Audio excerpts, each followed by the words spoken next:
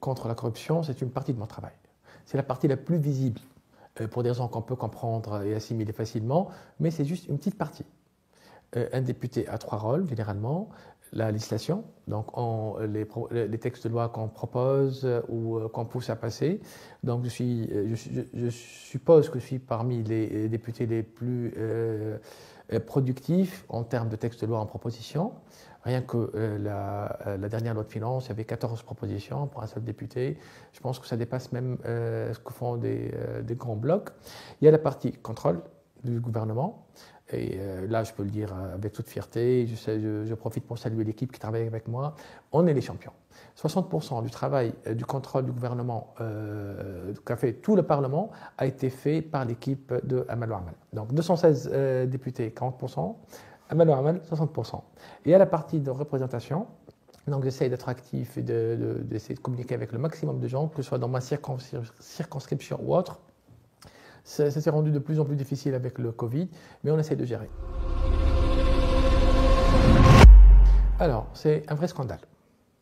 En 2018, il y a une société dont le frère de M. Julien Balkany voulait s'installer en Tunisie et prendre les parts de OMV. L'opération m'a paru suspecte. La société qui va acheter n'a pas de passif, gérée par un Français, enregistrée en Norvège. Et donc j'ai eu peur que si on cède les parts de OMV et la société qui va acheter n'est pas suffisamment solide, les Tunisiens perdent leurs droits. Et donc j'ai posé une question écrite à mon ministre pour demander de faire des vérifications à propos de cette société. Le ministre m'a répondu. La réponse a été publiée dans le site de l'Assemblée. Et je l'ai republié sur ma page.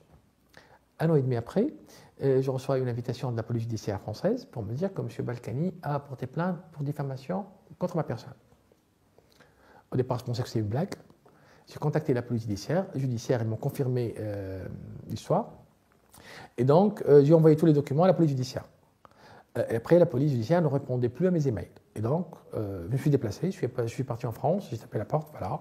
Il y a une plainte contre moi, voilà, je suis là si vous voulez m'entendre. Ils m'ont dit que non, ils ne veulent plus m'entendre et qu'un juge d'instruction a pris en charge l'affaire il y a à peu près 1 mois. Le juge d'instruction m'a envoyé un courrier donc, pour me dire que voilà, il est en train d'instruire l'affaire. Pourquoi c'est un scandale? Si les travaux souverains d'un député tunisien, la justice française trouve qu'elle y est compétente, c'est un vrai problème. Chaque député tunisien, donc, si j'ai bien compris, s'il doit faire son travail, le travail qu'il est payé pour le faire, il doit demander à la justice française est-ce que je peux faire ça ou ne pas le faire. Pour l'État tunisien, il y a 2 têtes pour tout ce qui est relations extérieures. Il y a le président de la République qui apparemment ne me porte pas dans son cœur. Et le président de la République marche beaucoup avec le cœur, pas avec l'État, pas avec la raison d'État. Comme il voit que je suis responsable en partie de la chute du gouvernement corrompu qui a de l'IS faire, et donc pour lui, ce n'est pas un problème. Et il y a l'autre côté de l'exécutif, qui est le président du gouvernement. Comme je suis très hostile à sa ceinture politique, donc il voit qu'on ne peut pas soutenir ce perturbateur. Et donc je me trouve seul à combattre la justice française. Elle a exprimé un soutien très générique, valable pour tout incident. Donc, c'est juste pour lever l'embarras en plus. Mais réellement, je me trouve seul à combattre une société pétrolière avec des moyens illimités dans une juridiction qui n'est pas la mienne. La bataille judiciaire se passe en France. Et mon crime, c'est avoir fait mon travail. Un travail souverain d'un député en Tunisie. Maintenant, on est en train de mendier. Si la crise ne se résout pas très rapidement, on va se prostituer. On n'a pas d'argent, il nous faut beaucoup d'argent, les caisses sont vides, les demandes sont pressantes. Rien que juin, juillet, août, on doit payer 1 milliard de dollars. Les ressources sont au plus bas. On a une récession du jamais vue et l'état des finances publiques est très, très, très, très alarmant. Le problème est structurel. Le problème, on a besoin de réfléchir à des réformes profondes, équitables, où tout le monde paye la facture, pas une partie de la population. Après, qui va les mettre en place? C'est X ou Y qui est secondaire. Mais personne n'a cette vision ou ces solutions, personne n'a le courage de les appliquer. Donc si j'en change X par Y, ça ne va absolument rien changer, je pense. Un scandale de plus pour ce gouvernement, oui. Je pense que ça donne une idée exacte de ce qui se passe en Tunisie. On a 4 ou 5 familles dans chaque secteur de l'économie qui accablent l'économie, qui ferment l'économie. Ils gagnent à tous les coups. Soit ils arrivent à vendre avec le monopole qu'ils l'ont instauré. Quand ils ont des problèmes, c'est le payeur de taxes qui paye pour eux. Leur marge, leur bénéfice ne diminuera jamais. Et donc, du coup, on a un État avec des finances catastrophiques qui fait quoi? Qui subventionne des gens qui exportent. En temps normal, la crise, tout le monde paye sa part de la crise.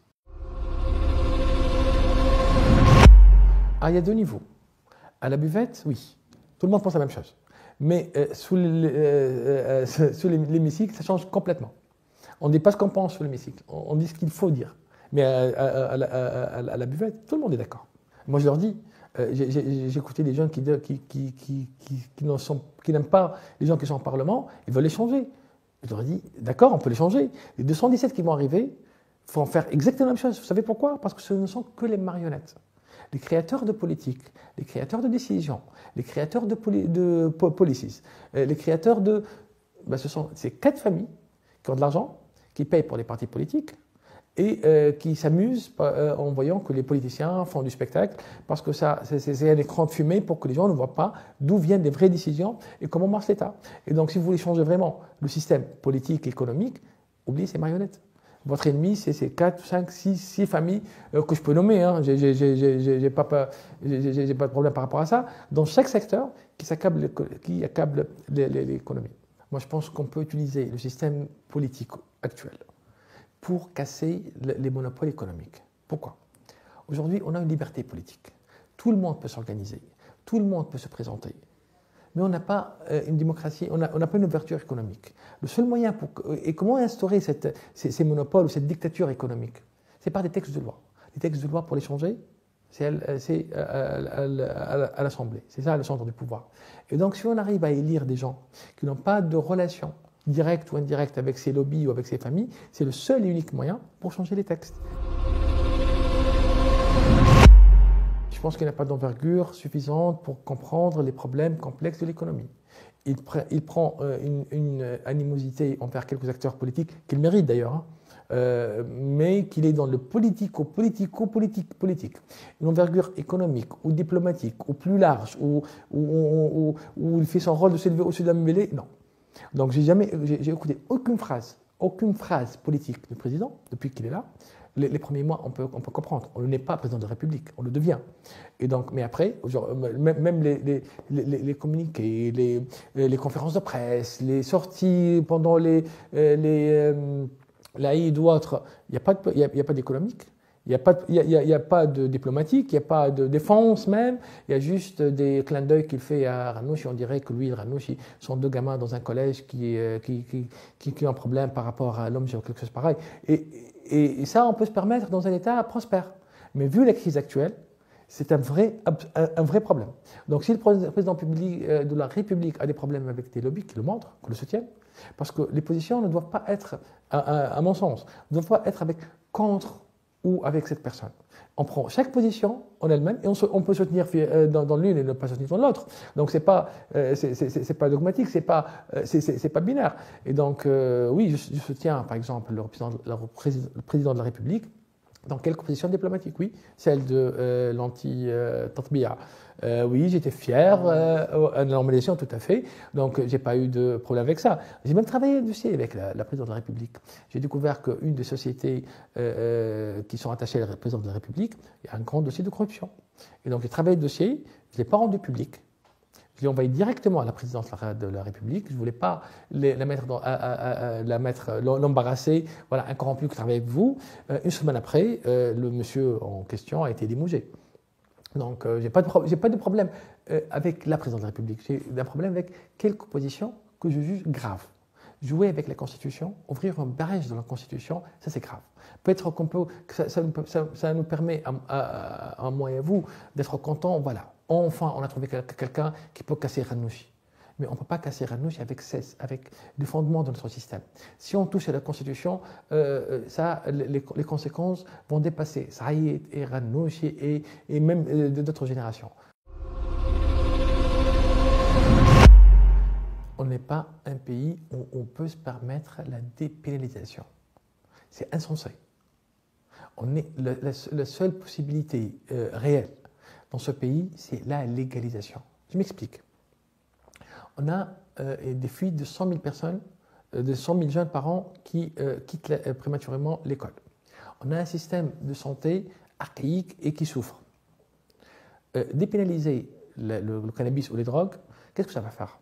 Ça va augmenter la consommation, un effet normal et automatique. Beaucoup de gens fument beaucoup moins parce que c'est interdit, parce que c'est difficile à voir. Et ces gens-là, est-ce qu'on a des centres pour aider ceux qui veulent s'en sortir? Non. Est-ce qu'on a un système éducatif performant? Non. Est-ce qu'on a un système culturel et sportif qui peut encadrer ces jeunes? Non. Et donc, on va faire une bombe à retardement dans cette société, de un. De deux, quand on va dépénaliser et la consommation va augmenter, il y a beaucoup d'argent. Dans la drogue, il y a beaucoup d'argent. Il va aller où cet argent? Vers les circuits, vers les réseaux, vers les criminels, vers les gens qui l'importent. La légalisation, c'est l'État qui le vend. Et avec cet argent, il injecte dans les centres de lutte contre la dépendance dans le système sanitaire. C'est la seule solution possible dans notre pays. Quand on voit d'autres pays qui ont dépénalisé ou toléré, ils ont un système éducatif performant, des centres de lutte contre la dépendance, on n'a pas ça. Les lobbies, les grands lobbies, les gens qui importent la drogue, le mot qui les fait le plus peur, c'est la légalisation. Ils poussent avec toute leur force pour la dépénalisation. Comme ça, il y aura plus de consommateurs et ils vont avoir beaucoup d'argent. Mais si le mot légalisation leur fait peur, c'est leur cauchemar. Parce que si l'État va le vendre, ben ils vont perdre un commerce qu'on peut estimer $1 milliard par an en Tunisie.